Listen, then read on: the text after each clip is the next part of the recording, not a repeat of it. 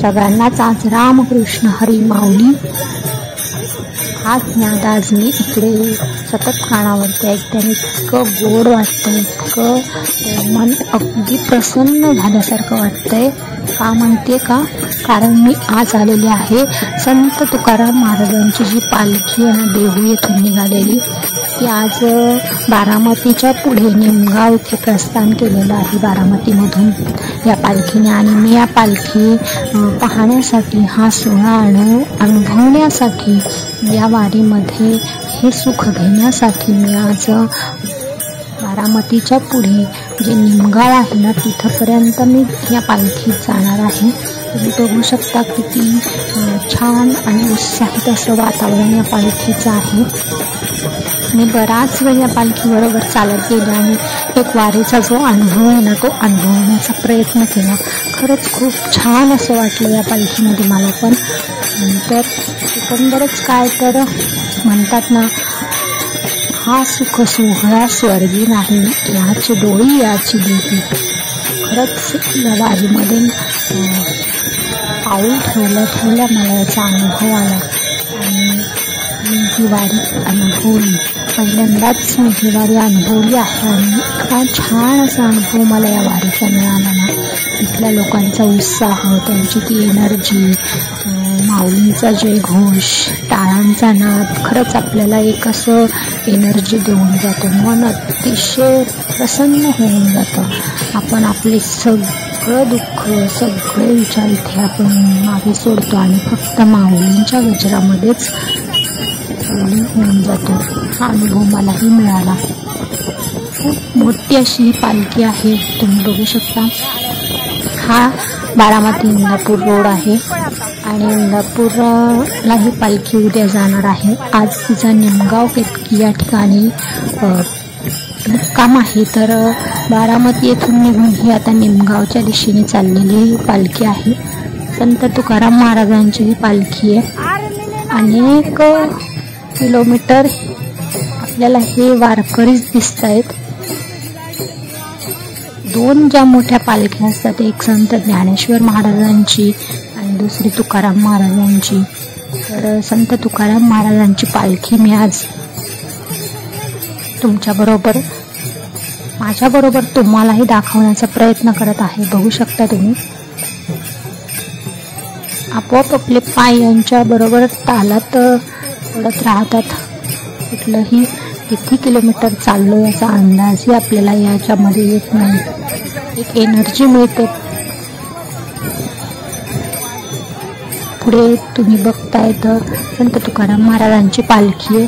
आता आपण थोड्याच वेळा त्या पालखीचं दर्शन घेऊ आणि मी तुम्हाला अगदी जवळून या पालखीचं दर्शन घडवणार आहे, पादुकेंचं दर्शन घडवणार आहे.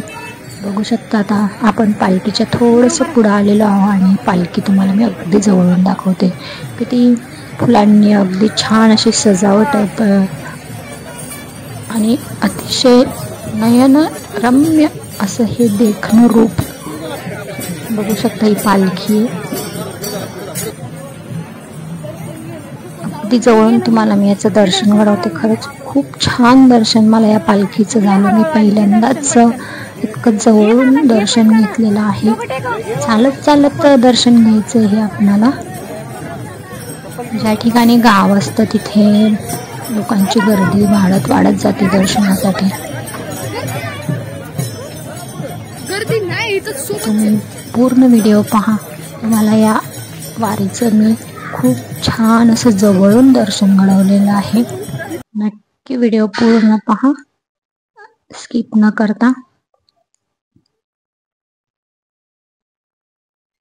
थँक्यू.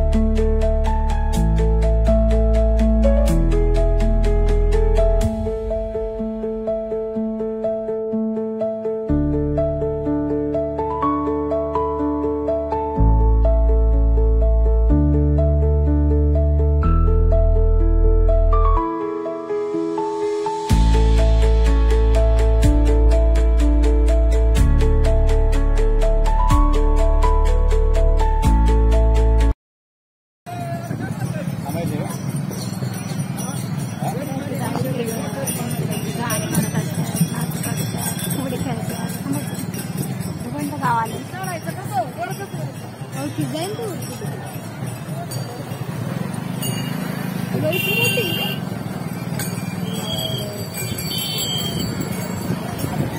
इथे बघू शकता वारकरी पुढे जाऊन थांबलेले आहेत आणि आपापल्या ग्रुपमध्ये टाळांचा नाद करत आहेत. कोणी भजन म्हणत आहे, कोणी फुगडे खेळत आहेत. असं वेगवेगळं दृश्य आपल्याला इथं पाहायला मिळते. खरंच खूप छान दृश्य होतं. अगदी मनाला प्रसन्न झालं. एक प्रकारचा हुरूप मनाला आला आणि आपल्यामधला जो आळस कंटाळा आहे ना ती हिवाळी पाहिल्यानंतर खरंच निघून जातो. एक असं आनंदी असं मन होतं आणि आपल्याला एक प्रकारचा उत्साह एनर्जी शरीरामध्ये ते बघू शकता. किती हे वारकरी यात्रेमध्ये दंग आहेत आणि हे संत तुकाराम महाराजांची पालखी तुम्ही बघू शकता. इथे मोठा अशी यात्रा भरते. यात्रा पण मी तुम्हाला दाखवण्याचा प्रयत्न करेन.